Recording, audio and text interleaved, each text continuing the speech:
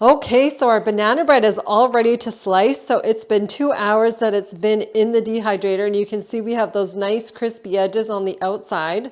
So it's going to be nice and moist on the inside. So what we're going to do is we're going to slice up the banana bread and then put it back in the dehydrator.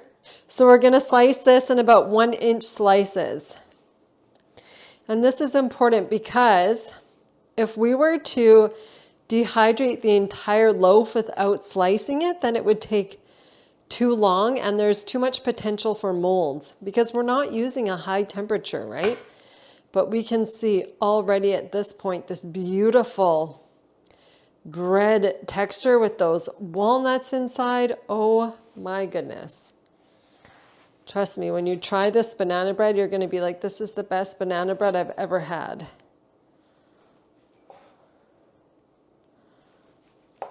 I'm just cutting this into 1-inch slices.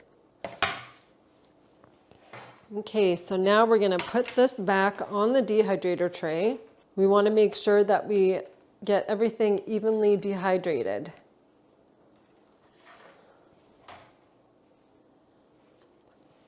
Okay, so there is our sliced banana bread. It looks absolutely beautiful. So now we're going to put this back into the dehydrator, and depending on your environment, the time will vary. So I will show you what this looks like when it's all done.